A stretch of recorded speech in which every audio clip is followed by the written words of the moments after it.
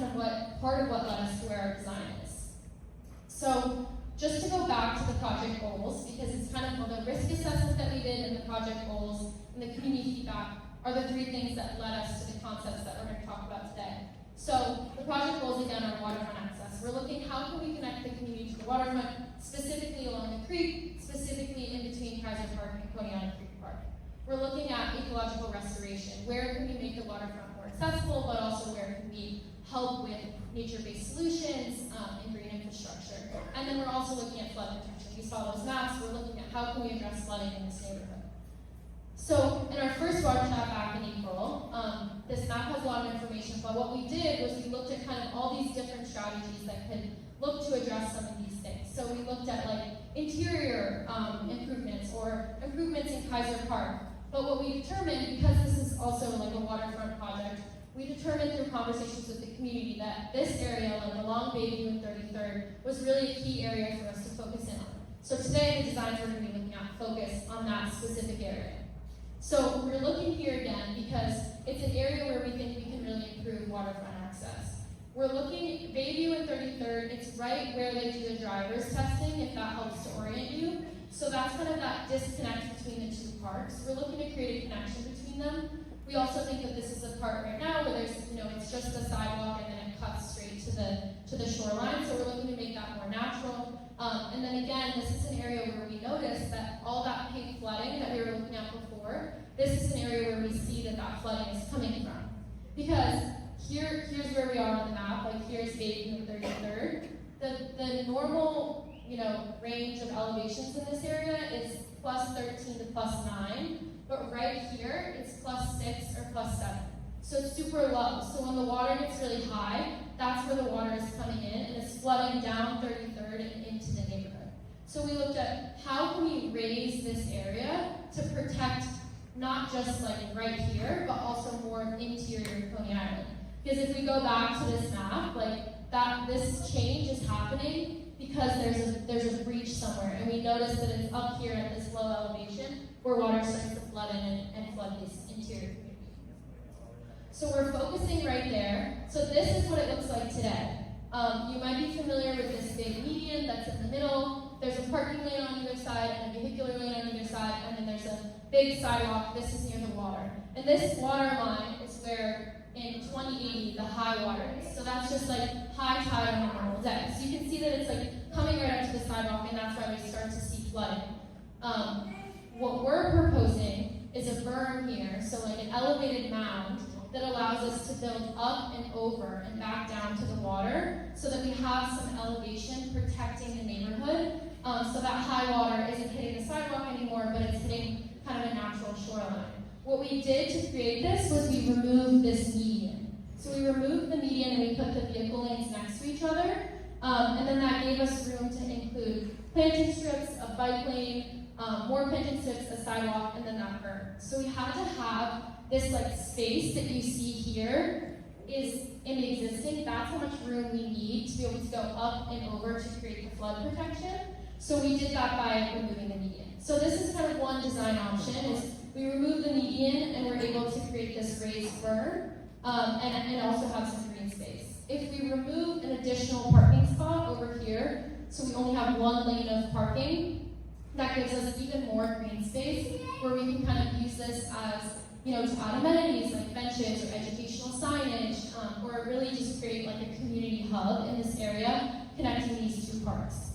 So this is kind of a summary of those three options. Like the existing right now, we have the median, we have 2 vehicular lanes and 2 parking lanes. We're looking at the first option is removing that median and keeping the 2 travel lanes and the 2 parking lanes. But we are able to gain kind of this whole additional green space, which gives us an area to raise the shoreline and then also connect these 2 parks. And then the second scheme shows if we remove an additional parking lane, we get 10 extra feet of waterfront green space. So this is just that second option where we only have 1 parking lane. And you can see like this green space up here is all that new additional green space that we're getting along the waterfront. And it really, the other key part is that this is Coney Island Creek Park, and this is Kaiser Park, and we're able to connect the 2 parks with the pathway. So these are the design options that we more about at the tables. We have a little 3D model that we'll be working through the different design options and talking to you all about what you really want to see in this area. As we work through these design options, we're also going to talk about more at the tables about amenities, like specific amenities you would want to see in this area. What types of seating would you want to see? What types of pathways would you want to see? Would you want it to be concrete or a boardwalk? What types of plantings do you want to see or do you not want to see? And what types of other amenities? A boat launch. We've heard that this is an area where a lot of people like to go boating, or an outlook. A lot of people like to fish in this area. Or educational signage, lighting. So these are all things that we'll talk more about at the tables. So we're going to do about 30 minutes of discussion at the tables, and then we'll report back, do a report out, and share next steps. So I'll pause for some questions though before we go to tables. So isn't the water polluted over there? Why would we make it so that people could like fish and boat and... They fish already. It's totally, I know, but it's totally bad water for people to be in. They said that area, that part of the creek is actually cleaner than before the sediments is separate. It's all attached. That's So the question is about the water quality in this area and allowing people to fish or go in the water. So we've heard that a lot of people already fish in this area and that they don't want that option removed. So we want to make sure that people can continue fishing. And a part of this project is also trying to make the shoreline more natural so that we can try to help address that water quality issue. Let me just say on that, that's Grayson Bay. Mm-hmm. Okay, that's Grayson Bay. Okay, that's not Coney Creek. That's But the water's all connected there. Okay. I live right across the street from there, and over here in this part where you're talking about taking away a lane and removing the divider. First of all, removing the divider, I think it's going to cause accidents because you got traffic going this way and this way. Second of all, reducing it to one lane would be taking away parking spots. That's surrounded by 15 buildings, all right? As it is in Coney Island, we're having less and less parking, all right? The fact that they use it with the Department of Motor Vehicles, I'm not interested in. The designs look nice and everything like that, but I think it's gonna be more of a negative when people are gonna lose parking space, number one. Number two, it's not gonna allow for the cars to be passing properly. It's gonna be more likely accidents because people will go off of there and go on the wrong lane. And as for talking about the fishing, they've been fishing for years, okay? Yes, the water is polluted, and yes, as my friend just said, through the years of the improvements that have been done, the water is becoming cleaner, all right? I just can't imagine, like the pictures you showed, I can't imagine that being more advanced for more people to gather when, people could gather along Kaiser Park.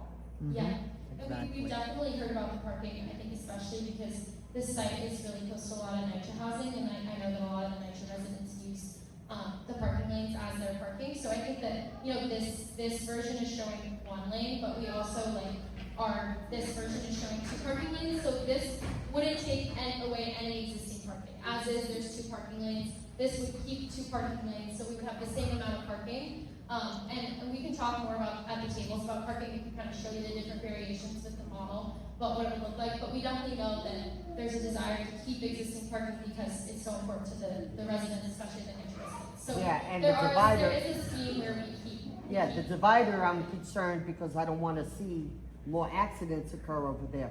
As it is, when people come off of Neptune Avenue and turn into Bayview, sometimes they're driving very fast. We can't put a speed bump, otherwise you might have someone's car inside someone's apartment. Okay, so I'm just going to introduce myself. I'm Laura Starr Whitehouse, the landscape architect for the project. I'm glad you brought up the parking. What we're trying to do is create a triple win situation here, where people can park. Also, though, that we can soften the waterfront and make this mound so that water from the creek isn't rushing in and flooding the whole neighborhood. And also people want more ecology, so we're trying to have it all. And that's why we're doing this workshop around the tables, and we think there's a way to have it all. So the cars are one factor, as well as the green, as well as the waterfront, as well as the flooding. So that's what we're solving for. Is that helpful? Okay. I already know that. Hazel. Okay. I already know that, I didn't need you to Yes. explain. Will the presentation be shared or posted beyond this meeting for us to access and look over? Yes, it'll be posted, as well as the summary will be posted on Waterfront Alliance's website. Great, and I also, just real quick, I have water quality data, because I test there every Thursday, every summer for the last 3 years. If that data is needed, Yes, that would let be me super know. helpful. Yeah, well, I'll get in contact with you. I'm gonna take like 1 or 2 more questions, and then we're gonna move to discussion. And at the tables, there will be someone from the team where you can ask all your questions too. So I'll take, yeah. Yeah, that's what I wanted to know, because I just wanted to know, like, the timeline after you do this, like, what the timeline will be, and also, did you take in consideration, you know, I mean, this is, I have my own personal, which I actually like design too, but anyway, my concern is future, so one of the things that we had a last meeting with DOT is talking about, emergency exodus, like things like that. Does your design also include that in the back of mind, in case in the future they wanna do something which will be able to, be able to allow people on the west side to exit in case there's emergency? Yeah, totally. So about next steps, we'll share some next steps like at the end of the presentation after the breakouts about this specific project. And then the question was also about like flood, emergency management and leaving the island. This project, like Tyler mentioned, this is just like a small portion of our larger project. So in our final report that we'll publish like by the end of the year, we will include information. We're thinking about all those different types of things. Okay, there's a lot more questions, but we are going to tables where me and others from the design team will be there, and you can ask those questions. You can also find us after the workshop. So there's 4 tables. Hey, if there's something happening in your neighborhood and you'd like me to include it on this channel, please put a note in the comments.